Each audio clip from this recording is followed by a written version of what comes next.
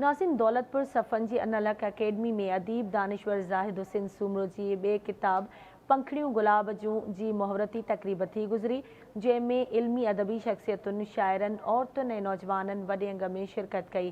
तफ़सील मोहम्मद मूसा उनड़ जी इन रिपोर्ट में। दौलतपुर सफ़न जे अनल हक़ अकेडमी में अदीब दानिश्वर ज़ाहिद हुसैन सूमरो जी ॿी किताब पंखड़ियूं गुलाब जूं जी मुहूर्ती तक़रीब थी गुज़री, जंहिंमें इल्मी अदबी शख़्सियतुनि, लेखकनि ऐं शाइरनि, औरतुनि ऐं नौजवाननि वॾे अंग में शिरकत कई।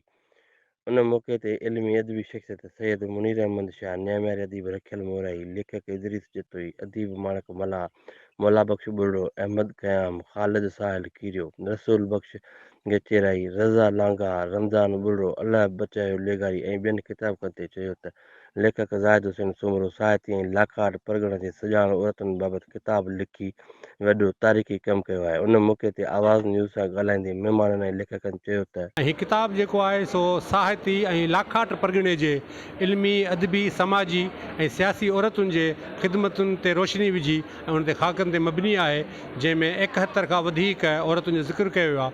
उन खां अलावा दौलतपुर ऐं उनजी पसगिरदाईअ जी बि 7 नियाणियुनि जो ख़िदमतूं जेके उनजी तालीम आहे ऐं उनजो सबबु इहो हो त जीअं बाक़ी नियाणियुनि में उत्साह पैदा थिए ऐं उहे बि इन तरफ़ अचनि ऐं पंहिंजी तालीम ऐं तरबियत खे बहितर बणाए ऐं पंहिंजो मक़ाम हासिलु कनि।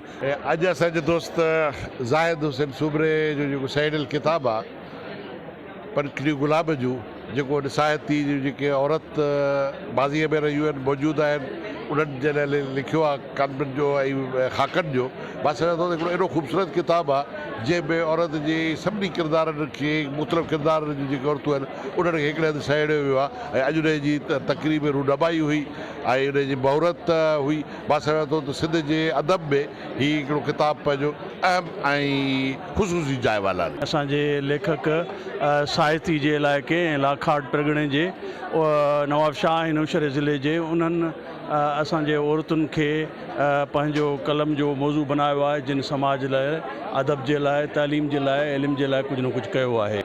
पर जस हुजे ज़ाहिद साहब खे, जंहिं पंहिंजे हड़ावड़ा हिकिड़ी तमामु वॾी महिनत करे ऐं हिकिड़ो ज़बरदस्त क़िस्म जो हिकिड़ो ख़ाको ॾिनो आहे। मां हिन किताब जे तवसुत सां सिंध जे सभिनी नारीवाद तंज़ीमुनि खे इहा नींढ ॾींदुसि त महिरबानी करे इन क़िस्म जो कमु आम थिए, तंज़ीमुनि जे प्लेटफॉर्म ते आम थिए ऐं वधीक किताब अचनि त जेको हीअ असांजी समाज जी जेका हेठि पियल परता हुआ असां सां बराबरी में बीह सघे। इहा तक़रीब हुई सो ज़ाहिद सूमरे जे किताब पंखड़ियूं गुलाब जूं, उनजी रोनमाई हुई ऐं माशाअल्लाह हेड़ी गर्मीअ में तव्हां ॾिठो त मर्द, औरतूं, छोकिरियूं सभु इल्म जा प्यासा जेके अची गॾु थिया ऐं ॾाढो बहितरीनु प्रोग्राम रहियो। असांजी हमेशह इहा कोशिशि रही आहे त जेको इल्मी अदबी प्रोग्राम आहिनि अनलक ते थींदा रहनि। किताब जे हवाले सां सिर्फ़ु इहो चवणु चाहींदसि त तमामु बहितरीनु कोशिशि आहे। इन किताब खे अगरि मां इहो चवां त इहो फीमेल्स जे लाइ एजुकेशन जो ब्रांड एम्बेसडर आहे त इन ॻाल्हि में कोई शक कोन थो थिए।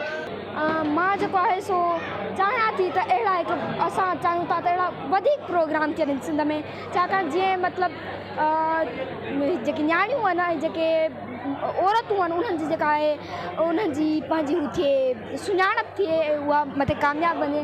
उन जे करे अहिड़ा प्रोग्राम हर जॻह ते सिंध जी हर कुंड कुंड में थियणु खपनि। इन क़िस्म जी किताब छपजण सां नियाणियुनि में मुख़्तलिफ़ शोबनि अंदरि कमु करण जो जज़्बो वधंदो ऐं मुस्तक़बिल में नियाणियूं वधीक किरदार सां साम्हूं ईंदियूं। मोहम्मद मूसा उनड़, आवाज़ टीवी न्यूज़, दौलतपुर सफ़न।